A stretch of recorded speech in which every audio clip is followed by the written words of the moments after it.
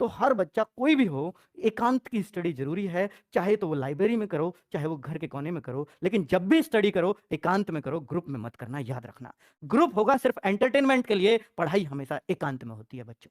ठीक है, ये बात मेरी याद रखना। दूसरा मंत्र है बच्चों, ऑनलाइन पढ़ाई व सेल्फ स्टडी दोनों का तालमेल बहुत जरूरी है, क्योंकि अगर सिर्फ हम ऑनलाइन में फंस कर रह गए और लगातार हम 8-8 10-10 घंटे 11-11 घंटे सिर्फ मोबाइल पर देख रहे हैं तो बेटा सिलेक्शन नहीं होगा। सेल्फ स्टडी का भी तालमेल लगाना होगा। बेटा हमारी मजबूरी है कि हम 8-8 क्लास लाइव कराते हैं, लेकिन आपकी मजबूरी नहीं है। आपका जो मन करे कि भाई मैं इस क्लास को नहीं देखूंगा तो मैं इसको बुक से कवर कर सकता हूं, मुझे जरूरत नहीं है इसको देखने की। तो बच्चों हम क्यों लाइव करा रहे हैं फिर इतना? क्या सबके लिए नहीं करा है? नहीं, बच्चे को अपनी स्ट्रेंथ पहचाननी है। क्योंकि हमारे पास देखिए बच्चा, हम कुछ चीज छोड़ नहीं सकते, क्योंकि हमारे पास इसको भी पढ़ने वाला बच्चा है, उसको भी कुछ इसको पढ़ेगा कुछ उसको। लेकिन आप क्या करते हो, सब कुछ पढ़ रहे हो। तो बेटा सब कुछ अगर आप पढ़ सकते हो तो वो तो बेस्ट ही है, लेकिन अगर उसकी वजह से सेल्फ स्टडी नहीं कर पा रहे हो तो फिर वो बहुत नुकसानदेह है। ठीक है, कोई नहीं बताएगा इतनी ईमानदारी से इन सारी बातों को, मैं आपको इसलिए बता रहा हूं क्योंकि मुझे आप लोगों से सिलेक्शन चाहिए। ठीक है बच्चों, तो ऑनलाइन पढ़ाई करो, बहुत अच्छी चीज है, लेकिन साथ में सेल्फ स्टडी इसलिए जरूरी है बच्चों कि ऑनलाइन पढ़ाई करते रहने से, सिर्फ पढ़ाई करते रहने से, क्लास देखते रहने से सिलेक्शन नहीं होता, जब तक अपने दिमाग में ना उतारो, और दिमाग में उतरती है चीजें सेल्फ स्टडी से। तो बच्चों दोनों का तालमेल प्लीज बना के रखना। मैं ये मानता हूं मैक्सिमम मैक्सिमम मैक्सिमम 5 से 6 आवर क्लास ऑनलाइन लेनी चाहिए, इससे ज्यादा नहीं लेनी चाहिए। ठीक है, और अगर 5-6 आवर्स ऑनलाइन ले रहे हो तो बेटा 5 आवर्स की सेल्फ स्टडी भी चाहिए, जो बुक से हो सकती है, नोट्सों से हो सकती है। ठीक है, फिर सर कैसे करें, क्लास तो ज्यादा है। तो बेटा आप उस सब्जेक्ट को छोड़ो जिसको आप बुक से कर सकते हो। आपको लगता है मुझे बुक से और मुझसे क्लास से दोनों से एक सा होगा, तो आप करिए, फिर आप बुक को प्रीफर करिए, क्योंकि इतनी क्लास आप नहीं देख पाओगे, मुझे भी पता है, रेगुलरली तो नहीं देख पाओगे। तो इस तालमेल को उन सब बच्चों ने बहुत बेहतर बैठा रखा था। सब में ये बात कॉमन थी बच्चों कि सबका ऑनलाइन पढ़ाई फिक्स, इतनी क्लास करनी है, और सबका सेल्फ स्टडी फिक्स कि इन क्लास के बाद मुझे ये प्रैक्टिस करनी है। ठीक है बच्चों, आगे बात करता हूं बेटा मॉक टेस्ट। ये ऐसा कोई बच्चा नहीं था कल जो सिलेक्शन के बालक आए, सेलेक्ट होके जो दिल्ली पुलिस में जो आए हमसे बात करने मिलने, तो उनमें कोई ऐसा बच्चा नहीं था जिसने मॉक टेस्ट ना दिए हों, मेरे ना दिए हों, किसी और के दिए हों, पर दिए हों।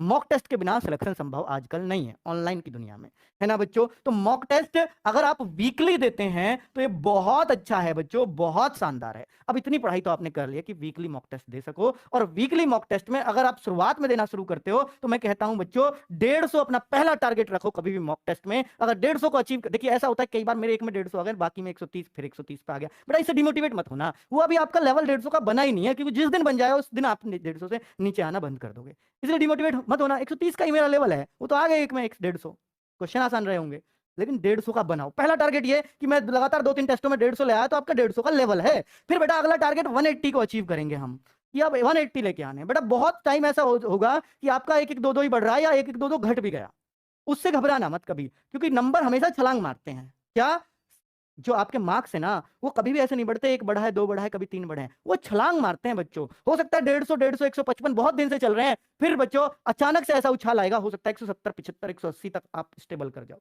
ठीक है, क्योंकि आप अपनी गलतियों से बहुत सीखते हो। पता है क्यों होता है वो? क्योंकि आप 150 जब ला रहे हो ना, तो आप आते हुए सवालों को बहुत ज्यादा गलत कर रहे हो, बहुत ज्यादा। फिर थोड़ा और कम होंगे, अगले मॉक टेस्ट में फिर 150 आए, फिर लेकिन आते हुए चीजें कम गलत होनी शुरू हो जाएंगी।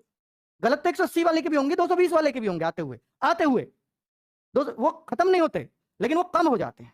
जितनी गलतियां कम करोगे, आती हुई चीजों को गलत कम करोगे, तो बेटा नंबर बढ़ते चले जाएंगे। बस यही सीखना होता है मॉक टेस्ट से। 180 आ जाए, फिर अगला टारगेट 200, और फिर 220, और लगातार 3 टेस्टों में आप 220 लेते चले आए, तो आप सिलेक्शन के 100% दावेदार बन गए बच्चों। ठीक है, तो इस तरह से आपको अपना टारगेट अचीव करना। लड़कियों का टारगेट अंतिम 200 प्लस होना चाहिए। ठीक है बच्चों, तो अब मैं ये मॉक टेस्ट में बच्चों आप लोगों के लिए टैलेंट ग्रुप बनाने वाला हूं। टैलेंट ग्रुप जैसे हमने यूपीएसआई में बनाए, ऐसे ही हम टैलेंट ग्रुप अब इस बार से मॉक टेस्ट में बनाएंगे, और बच्चों उनको हम जरूर कुछ ना कुछ अच्छी चीज भी प्रोवाइड कराएंगे अपनी तरफ से, जो भी गिफ्ट हमारे लिए हमसे बनेगा। जैसे हमने यूपीएसआई वालों को तो फ्री मॉक टेस्ट दिए थे, पूरी टेस्ट सीरीज फ्री कर दी थी टैलेंट ग्रुप वालों के लिए। एक तो आप बच्चों पढ़ाई अपने लिए करो, और फ्री हम बांटें फिर आपको, क्योंकि हमें भी होशियार बच्चों से खुशी होती है बच्चों। ठीक है, तो टैलेंट ग्रुप बनना शुरू होगा, उसमें हमारे सजेशंस भी आपको मिलेंगे साथ साथ। और ये ऐसा नहीं सिर्फ खाकी बैच वाले जो हमसे बैच में पढ़ रहे हैं उनके लिए, नहीं, ओपन कंपटीशन चाहता हूं मैं इसको। कोई कहीं भी पढ़ रहा है, टेस्ट दीजिए, आके टैलेंट ग्रुप में शामिल होइए। सब बच्चों से आपस में भी जानने का मौका मिलेगा कि ये बच्चा क्या करता है। उसमें हम होशियार बच्चों के कमेंट्स लेते हैं, भाई आप कर क्या रहे हैं। ठीक है, तो लेकिन शामिल वही होगा जिसके अच्छे मॉक टेस्ट में अच्छे मार्क्स आएंगे। वो कितने पे होगा वो हम तय कर लेंगे अपने आप। ठीक है, तो अभी आपने 150 180 140 आ रहे हैं, नहीं नहीं, अभी आप उस लेवल को सेट करो कि टैलेंट ग्रुप में आप आओ। ठीक है, पहला टारगेट तो यही होना चाहिए, मोटिवेशन है बस। ये नहीं सोचा टैलेंट ग्रुप में आ गया तो मेरा सिलेक्शन नहीं तो नहीं होगा, ऐसा नहीं है। ये सिर्फ मोटिवेशन है कि आप टैलेंट ग्रुप के लिए मेहनत करो, आप वैकेंसी के लिए नहीं, पहले टैलेंट ग्रुप के लिए मेहनत करो। ये मोटिवेशन देना चाहता हूं मैं इस बात से आपको, ठीक है, क्योंकि मुझे आपका सिलेक्शन चाहिए। आगे बच्चों, लड़की का चक्कर, ये बच्चों बाबू भैया लड़की का चक्कर, ये बहुत बुरा चक्कर है बच्चों। और ये जो बच गया बेटा, इन 5 मंत्र में, सिलेक्शन के मंत्रों में ये सब कुछ निकल के आया है।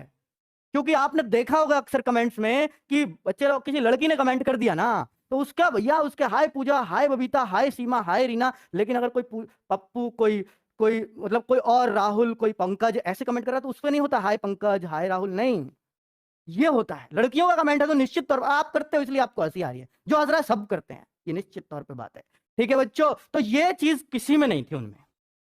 अब किसी में हो भी, चलो मन चला, मैंने मान लिया, लेकिन उसने अपनी पढ़ाई से नहीं हटने दिया, ध्यान इस पर रहा, तो हो सकता है कोई लिमिटेड उसमें, बहुत लिमिटेड उसमें।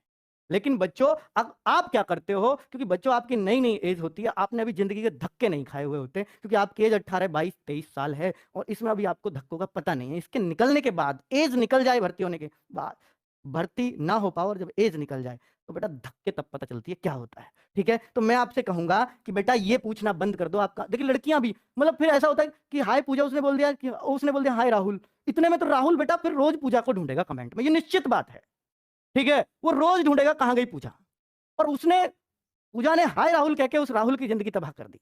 मैं उस पूजा से भी कहना चाहूंगा, तो आप प्लीज लड़कों को ये हाय वाय ना बोलें, वरना उसने एक पोस्ट तो आपने वैसे ही कम करवा दी उसकी, है ना, वो कहीं बेचारा लग लगा जाता, लेकिन आपने उसको खत्म करवा दिया। तो बच्चों ये मैं निश्चित तौर पे कह रहा हूं कि ये चीजें ना आपको खत्म ही करनी पड़ेंगी, तभी सिलेक्शन होगा। क्योंकि अगर हाय के बाद अगर हाय जवाब आ जाता है ना, तो अगला पॉइंट ये होगा, हम भी लाइव कमेंट पढ़ते हैं कि आप कहां से हो। अगला ये होता है, अगर पूजा ने हाय राहुल बोल दिया, तो राहुल का अगला सबका कॉमन है कि पूजा आप कहां से हो। उसने बता दिया कि मैं गाजियाबाद से हूं, अच्छा आप किसकी तैयारी कर रहे हो, अरे यार यूपी पुलिस की क्लास देख रही है, वो आईएएस की तैयारी थोड़ी ना कर रही है भाई। मतलब ये बात चलाने की बात है, इससे होगा क्या। मास्टर बता रहा है ये पढ़ लो वो पढ़ लो, पूजा से पूछना है आपको भाई, तो ऐसे नहीं होगा सिलेक्शन। इन बातों को बेटा सीरियस लो, बहुत मन से कह रहा हूं इन सारी बातों को, लेकिन आपको ये चीजें नहीं आती है समझ में, ये तब आती है जब आपका वो भर्ती निकल जाती है। जब आप सोचते होगे कि जो 49,000 में और 41,000 में भर्ती नहीं हुआ, 90,000 कांस्टेबल एक साथ निकाले, उनमें भर्ती नहीं हुआ, तो सोचता होगा ना कि मेरी ये कमियां रही थी, मैं करता था ये चीजें। वास्तव में चलो जब तो इतना ऑनलाइन का दौर नहीं था, अब तो बहुत ज्यादा, और सारा बच्चा बावला बना पड़ा है इसी चक्कर में कमेंट्स के में। होशियार बच्चा, जो सीरियस बच्चा है, जो सिलेक्शन लेने वाला बच्चा है, वो कमेंट से दूर रहता है अधिकतर, ये याद रखना बच्चों, ठीक है। डेडिकेशन ये तो अद्भुत मिलता है सिलेक्शन वाले बच्चों में, डेडिकेशन तो अद्भुत मिलेगा, चाहे कितना भी हाय पूजा, हाय सरिता, हाय राहुल कुछ भी हो जाए, वो अपने लक्ष्य से नहीं भटकता। उसको हमेशा याद रहेगा कि भैया पहले यूपी पुलिस से बाद में होती रहेगी, देखी जाएगी, ये तो बस ऐसे ही पूछ लिया मैंने। बेटा वो जो चीज है ना, वो डेडिकेशन नहीं छूटना चाहिए किसी भी परिस्थिति में।